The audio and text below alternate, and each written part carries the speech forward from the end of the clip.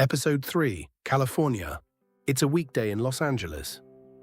I'm 5 years old. Yesterday I arrived on a military base, and today we're stuffed into a small 50s sedan and stopped on an enormous road seemingly miles across and going in both directions.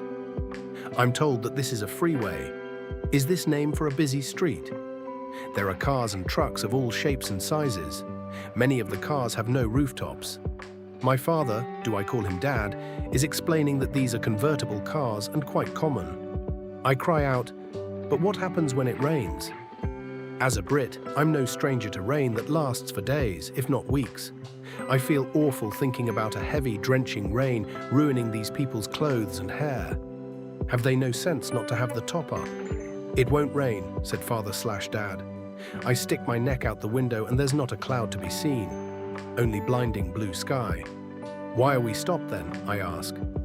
Was there a crash? So many questions, and I can feel Father/Dad beginning to get annoyed with my blizzard of questions and a screaming 3-year-old in my mother's lap. I'm used to the quiet patience and tolerance of rural British souls. What would Grandad think? I can picture him peering down his royal nose at Father/Dad and thinking, oh boy, here we go. What have you gotten yourself into then, lad? The noise is deafening. The overwhelming cacophony of horns, engines, blaring radios, and a screaming brother whom I'm hating at this moment for adding insult to injury. I bitch and whine like a girl until Father/Dad tells me to shut it. Did he just yell at me? I don't think anyone has ever shouted at me. I think maybe my brother has gone quiet as well. I'm shocked into silence until we reach our lodgings. It is an apartment on the second floor of a white building with heavily textured walls. I'm told that it's called stucco. My inquisitive mind tries to make sense of the word describing something so garish. I'd only ever seen palm trees in picture books and magazines before, and for real, they are as exotic as I thought they'd be and certainly came from another planet. The apartment has walls painted orange. Orange. Thankfully, the walls are smooth and not the dreaded stucco. There is already a Formica table with 4 chairs in place. The dark brown settee and love seat look somewhat worn and certainly not in the overall theme of orange. There are 2 bedrooms, also furnished. My room has bunk beds. I'm suddenly thrilled all over again. The best was yet to come. A bathroom. I'd never even seen a proper bathroom with a tub, shower, sink and faucets. What luxury. I needed to wee but was not sure what to do as I was so used to an outdoor latrine with no faucet to be found for miles. Father/Dad explained how it works and stood there waiting for me to get on with it. Suddenly, I couldn't wee. Not with someone, but not exactly a stranger, standing right there next to me. I think he got the hint and left. I was fascinated with the flush handle.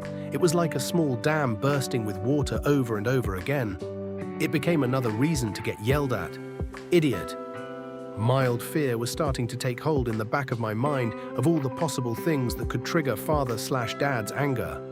There was an outdoor balcony that overlooked a swimming pool filled with bright blue water and surrounded by colorful plastic chaise lounges and littered with tables with umbrellas stuck in the middle.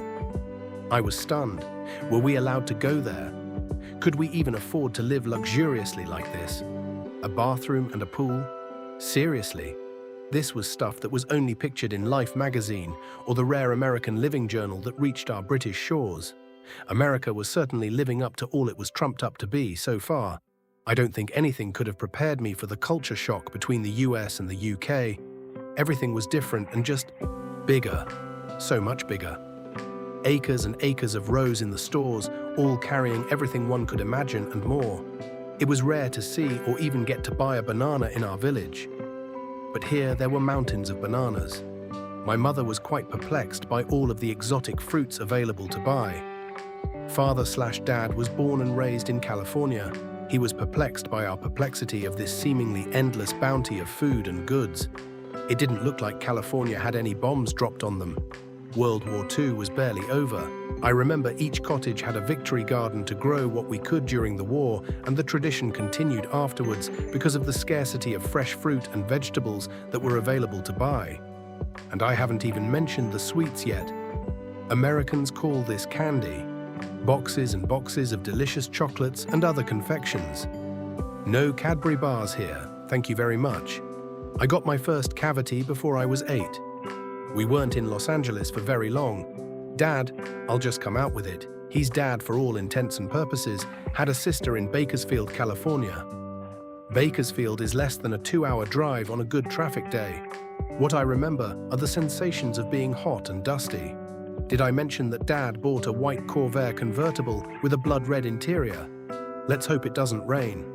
Feeling that I hadn't asked too many questions, yet I pointed at the bobbing metal stalk-like structures everywhere.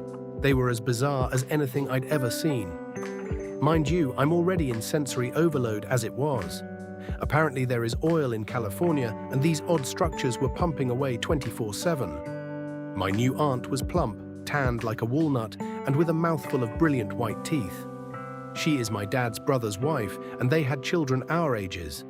My oldest cousin was about a year older and with a stocky build, just as brown as his mother and with the same perfect teeth. They all swarmed to our car upon arrival with heaps of affection. It scared the crap out of me. Here we go again with the open displays of affection and my feelings of awkwardness. Slowly but surely, I think I started to feel happy. There was always more fresh food on the table than I had ever seen before. Great slabs of meat, called steaks, were a staple several days a week. I've always been keen about being able to single out kind and gracious people from the rest of my limited knowledge of humanity. But Dad's family was on a different tier altogether. I dare say I felt genuinely loved and safe since coming to America. I was getting used to the open displays of affection, much to my chagrin. I shared a room with the boys. This was the first time I had seen other naked human beings other than my mum. I'm sure my cheeks were aflame with hot embarrassment. Having boys running around nude was not worthy of being punished by their parents other than to be yelled at to put something on. Grandad, if you're reading this from above, I didn't start this, and it will only get worse from here. So cover your eyes. I haven't mentioned Mum much thus far. Suffice to say that I think she was somewhat cowed by Dad and already regretting her impulsivity to get married. Was I already conceived by then and she had to marry? I have no idea, and no, I won't ask her now. Mum was always soft-spoken, but always leaned into me when speaking so she wouldn't have to raise her voice, knowing that my hearing was already impaired. Little did I know that fact at the time. Sometimes the most inane things that Mum would say or do would put my father on edge right away. I think we could all feel the tension at times like this and dared not push the invisible but palpable boundaries that promised unnamed consequences. It seems like we didn't stay long in Bakersfield before Dad got new orders to return to duty in yet another state. There were tearful goodbyes, and I never got to see any of them again. This was the first time I felt sincere loss. I couldn't articulate what that loss actually meant at that age, but it was to become a recurring pattern throughout my life.